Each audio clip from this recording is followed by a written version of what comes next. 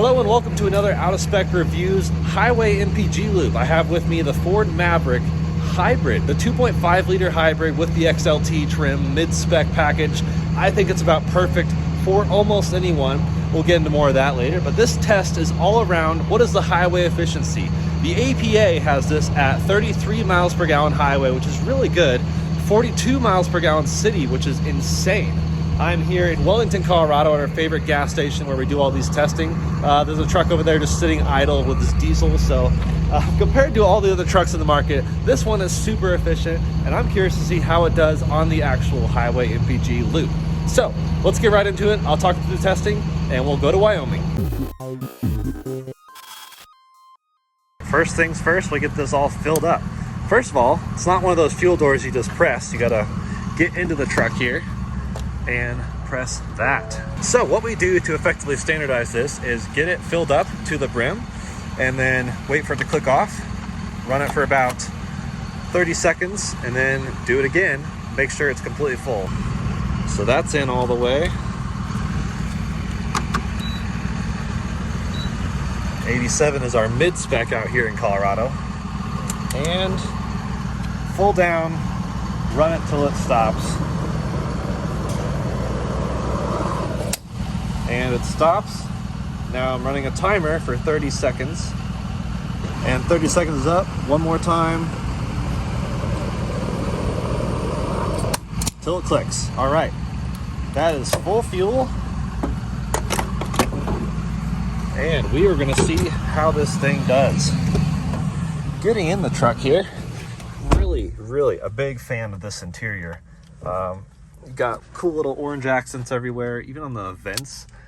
Great little screen. I do wish it went all the way to the side, but you got cubbies there, cubbies everywhere. Cool effects on the door, cool coloring here on this like textured plastic. The seats look great. Huge fan of this truck. Get it fired up here, which in this case doesn't really fire anything up because it's a hybrid. Ready to drive.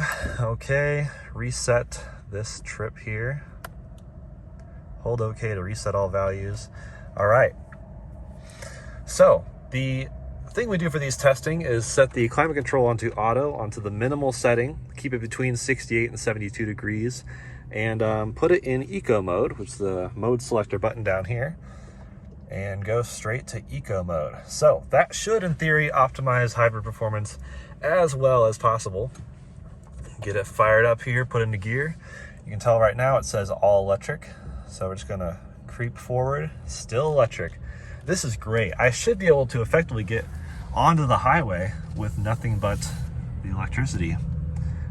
Really a great truck. Amazingly quiet interior, especially for the price, which we should touch on now. This thing starts at 20 grand. Absolutely insane. It's a hair under 20, but with destination delivery, which is typically mandatory, it's a hair over 20. Nears makes no difference. This has got to be one of the best bang for bucks I can imagine in the automotive industry at this time. Jumping over here onto the highway. So what we do is we take it, oh, there goes the engine, take it up to almost to Cheyenne on this standardized loop test. I believe it's about 58 miles round trip. And we effectively do it in a loop style, so that way it negates any sort of elevation changes and tailwind or headwind as well. Fortunately today, it's about perfect for these kinds of tests. It is a 2 mile an hour wind, so it's almost nothing to really consider. So really just a beautiful day, 35 degrees outside, but it's sunny, which in Colorado means you can basically walk around with a t-shirt on. And I'm really excited to see how this does because so much has been riding on this truck. Everyone has been so excited to see the reality of a very efficient, economical truck for the people, especially at this price point. Now we are easing up to speed. We use basically the length of this entire on-ramp to get to 60 miles an hour.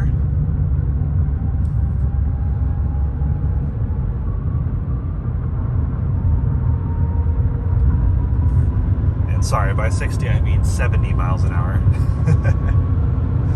There we go. And then we just set the cruise control.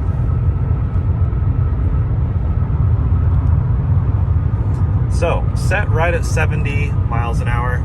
And what I'm going to do is go make sure this is GPS accurate. Most cars are, especially modern vehicles, but we just want to make sure. So I will go do that before I reconvene. So as expected, 70 miles an hour on the dot, according to GPS as well. So just going to be cruising here pretty much the entire time. Not really doing a whole lot. Oh, by the way, if it has auto climate control with different levels, we use the most efficient level.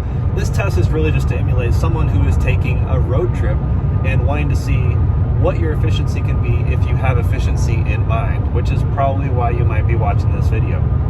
Now, hybrids in general, unlike standard gas cars, do better efficiency in the city than they do on the highway. So that is where the numbers come from. 42 city, 33 highway, 37 combined. Those are, again, incredible factors for a 4-door pickup truck with a totally usable, about 4-foot bed. And this is the truck I would consider, and I'm not even really a truck person, but it just makes so much sense. Now, the hybrid does not have a 4-wheel drive or all-wheel drive option. That's something that I think does set it back, similar to the plug-in hybrid Escape we tested previous to this. I think some people may gloss over it because of that. But if you really want an all-wheel drive system, you can get the Maverick in a 2-liter turbo. Of course, makes more power. It's a bit quicker off the line, but it's not near as efficient as you could expect. So this is the car, I think, for most people. Even here in Colorado, we've been driving this on some snow, have had really no issues with the front-wheel drive system. Personally, I would get something just like this, the XLT, the mid-spec, and just get Steelies with a set of really good winter tires on it and call it a day. This could be my everything truck. Driving around town, taking on road trips, totally comfortable, pretty quiet, especially, like I said, for the price. We do, of course, have a full review going more into depth on the driving dynamics and the overall styling and everything, but just a couple things I'd like to point out. Maybe something you'd be interested in on a road trip. It does have CarPlay and Android Auto, but they are wired only. And the screen is really not that bright. I don't know how well the camera can pick up on that, but if you're in really bright conditions like I am now, it's not immediately noticeable what's on the screen. It's readable, it's just not as bright as most other cars that I can tell. Of course, no full digital display like some other Ford products. So you can tell they did cut cost in many ways, but they have to. But that being said, this price is tested about 25 grand. We have heated seats, heated steering wheel, comfortable seats. Of course, only the driver one is powered in this case, but that really isn't an issue. I spent a lot of time in the passenger seat. Even the rear seats have great leg room. I'm 6 foot, I can sit behind myself, and it's such a good value proposition. Lots of storage cubbies, like I said. It's just a very utilitarian truck.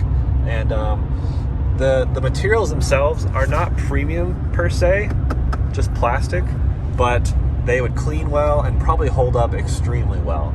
So this is really the way I would spec it. You can, of course, get the Lariat trim one step above this, and that has leather seats, more of just an all black interior or some brown. That's a bit more classy, I guess you could say. But I want a quirky truck like this to have a quirky interior like this. But that's just me. Here we are at our exit, our halfway point. We are 28.7 miles in and right at about 33.1 miles per gallon, which is the exact highway EPA estimate. So things are looking good because now we just have to go a little bit back downhill to accomplish this. Now we're at our little diverging diamond, which is great because we typically don't even have to stop. We just kind of cruise through, ease on into it. I can tell right now the engine's off. We're just in electric mode, which is not user configurable, but on the My Screen or My View or whatever they call it, it is a monitor you can read, which I'll show you here in just a bit. But easing back up to our 70 mile an hour speed to head back down to Wellington, and we'll see how it compares to the EPA numbers. Getting close to our exit here, 1 mile away. I wanted to note the driver assistance, which on this is very minimal. This does not have Ford Copilot 360 equipped. That's something I would really love to have, especially if I'm road tripping this across the country. I'd love to have adaptive cruise control, stop and go capabilities, lane keeping assist, all the usual suite of features. I don't need something to like fully drive itself, just those things are really nice to have. But one screen up is that My View I was telling you about, where you can configure it to show you basically what the drivetrain is doing.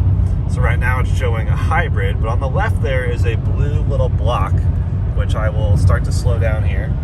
And now we are under charge because I just broke cruise control to exit. And you can see charging is now happening, which charges up the battery pack again. Typically we've seen up to 30 kilowatts of charging capacity, which is really cool. And of course it's charging, and then when I speed up, there's a little electric meter right there, and that's showing that I'm within the parameters of electric mode. So coming here to the exit, kind of easing in, heading back to the gas station. What do we think the fuel economy is stated? Oh, wrong way. There we go. There's the brake coach thing, which you can disable. But this shows 36.8 miles per gallon, which is absolutely excellent. Of course, I will cross-reference that with what we see at the pump, but that is just fantastic. Better than EPA by about 4. And better than, honestly, most cars, better than pretty much any truck that's not fully electric. And this one is pretty easy to road trip. Almost 500 miles to a tank is what we've been seeing. I mean, this says 457 miles to empty, and I just drove like 60 miles. So that's, yeah, absolutely fantastic. I would road trip this in a heartbeat. Still in all electric so far. Heading back to the pump. And we like to use the same pump we used to fill up prior, just to make sure it's all equal. And let's see how well it did. Final number, pump to pump, 37. We just did 57.8 miles. Pop the fuel door again. Let's fill her back up and see how it does. Back to the exact same way I had it before.